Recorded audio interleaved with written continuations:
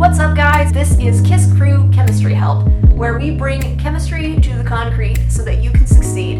Today, I would like to talk to you about different strategies to keep you motivated and engaged in organic chemistry. So let's get into it. First of all, organic chemistry is a sophomore level course that deals with the chemistry of carbon. Carbon is a very well-behaved element, and its reactivity and bonding arrangements have been well defined. Organic chemistry is a sophomore level course that's generally taught after you've mastered general chemistry. Within general chemistry, the only part of organic chemistry that you generally touch upon is functional groups. So there is quite a bit more information to understand in the following course that you take your sophomore year. And in organic chemistry, pattern recognition is really your key to success. Not only pattern recognition, but also synthesis and evaluation, the two highest levels of Bloom's taxonomy of critical thinking. In organic chemistry, you will need to be able to propose mechanisms where you go from a reactant to product, and you have to puzzle your way through a logical process, knowing all of the rules of how carbon behaves, to go from point A to point B, and to evaluate what factors could be contributing the most in a situation where you have a lot of different moving parts all coming together to create a scenario. Because the course depends so heavily on recall of a variety of mechanisms and processes, I would actually rather call this course pattern recognition as opposed to organic chemistry. So let me give you some strategies on how you can recognize patterns more easily. First of all, I would highly recommend that you make lists and update them weekly. Here is a sample of the kinds of lists I would recommend. I would recommend that you map out stability trends, so for carbocations and different types of bonds which are more or less reactive, and I recommend mapping them out from most stable to least stable so that you can see it visually. The next thing I recommend is writing out a list of the pKa's of common functional groups. pKa's are super important because they tell you about the relative acidity or basicity of different compounds, which can give you clues into what you would evaluate to be the more important contributing factor in a reaction. I would also recommend making a list of common reaction conditions, different reaction conditions that can contribute to an outcome that you're looking for, such as heat or light or peroxides. And then I'd also recommend making lists of the types of reactions that apply to each functional group. So for alkenes, it has a set of different reactions that fall under it. For aldehydes, it follows a different chemistry. So to list all the different kinds of reactions that could affect that kind of functional group. And then finally, I'd recommend making a list of concepts from general chemistry that you should be keeping at the ready. So things like Le Chatelier's principle, or basic thermodynamics, or perhaps the pH scale. All of these will be really important moving into organic chemistry. And then finally, for pattern recognition strategies, I urge you to make flashcards and review them daily. So if you want to know more about how to make really well-structured flashcards, click up here and go to my other video on how to make flashcards. Now, the next thing I'd recommend is some context strategies. So first of all, I'd highly recommend scanning your textbook reading selection ahead of lecture so that when you go into lecture, you are prepared for what's going to be covered that day. Look for key topics and vocabulary. Perhaps take some notes, scribble down some key definitions, and draw the new structures that you see. Take a glance at the lecture slides. These are all clues into what's going to be covered and how you can succeed at it. The next thing for context is to go to every lecture. Make sure you are there. Show up every day, because that is also a clue into what's going to be covered and what you need to master by the time the next test comes around. It also gives you an opportunity to hammer out questions that you picked up from the reading with the professor. Also, go to office hours or use your chemistry resource room. And why do I say that? Well, you are paying expensive tuition to go to your school. So this resource room or these office hours are covered by your tuition, so you might as well make use of them. Plus, they're really handy and really helpful.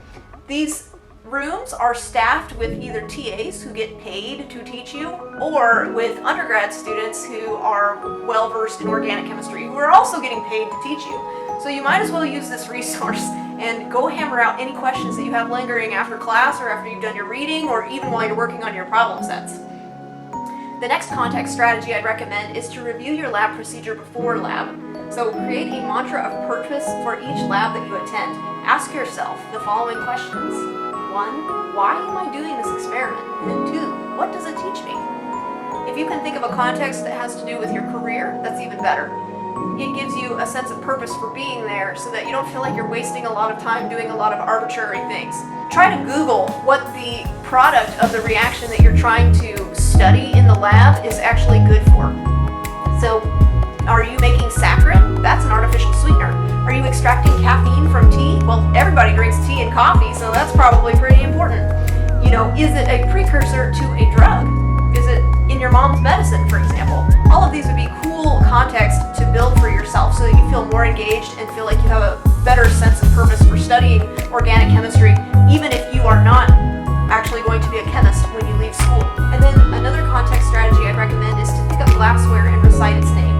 In organic chemistry, you're probably going to encounter about 50 new pieces of glassware. So try to make a list and draw some rough sketches and hold these pieces of glassware in your hand and say their name. And that way you will build the scientific vocabulary that you need to be able to ask better questions. Now, another strategy is to understand the purpose of lab before you go to lab. So I mentioned this about having a mantra of purpose for each lab experiment that you're going to go do. Well, so lab also helps you do the following things. First, it helps you to visualize phenomena from class. It also shows you how results were discovered. So key findings like, for example, saccharin, which was actually discovered by accident by a chemist who was eating his chemicals after he made them because OSHA wasn't there to say you shouldn't do that. Lab also gives you insight into larger scale production processes. This is especially useful for engineering majors, where you would actually need to understand a large scale process, but having some insight on the micro scale level helps you to diagnose issues on large scale a lot easier. Lab also teaches you how to write structured lab reports. So for nursing, engineering, English majors, psychology majors, chemistry majors, for all of you, it is important to understand how to write a structured, organized lab report, because in any industry you will need to be able to articulate clearly what you did, how you did it, when you did it, and how somebody else could replicate that. Lab also teaches you how to manipulate chemicals safely. What do I mean by that? It helps you understand what kinds of protective equipment you should be wearing on a day-to-day basis when handling hazardous chemicals, and also to understand what hazardous chemicals can and cannot be stored together. This will also help maintain a safe lab environment in any industry that you might be working in. Lab also teaches you how to analyze raw data and to handle expensive equipment. It's a great opportunity to learn on academic instruments so that you don't damage them when you're in the workplace and the stakes actually matter. And then finally, lab gives you opportunities to make really cool stuff. So that was probably a little overwhelming already, and you're not even in the class yet. So let me give you some strategies to keep you motivated. So first of all, I would highly recommend that you sit with others in class and that you form a weekly study group with 2 to 3 of these people.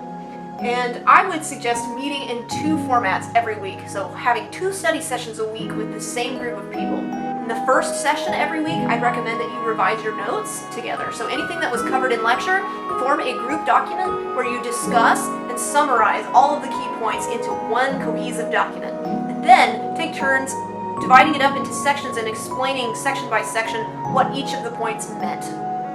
This gives an opportunity to articulate what's going on in the class, and it very easily uncovers any misunderstanding you might still be holding on to, because your peers will say, hey, no, that's not right, and you just didn't even realize it was wrong. So it gives you a good opportunity to hone your understanding prior to quizzes and tests. And also, it's been shown that if you teach a concept, you learn it quite a bit better, and you retain it that much better as well. And then the second session I'd recommend for each week is that you work on your problem sets together. Sometimes people from different backgrounds will see a problem differently than you will, and they'll start attacking the problem in a different way. Being able to see these different perspectives will give you more tools to your toolbox of being able to solve problems on quizzes and tests.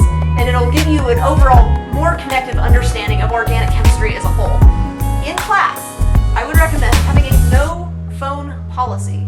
Now, I know that's hard in this day and age, but believe me, Snapchat can wait. If you are looking at Snapchat or texting or doing anything on your phone in class, you're not giving your brain a chance to absorb the material. You're actually distracting it and keeping it from being able to focus. Now, how is this significant?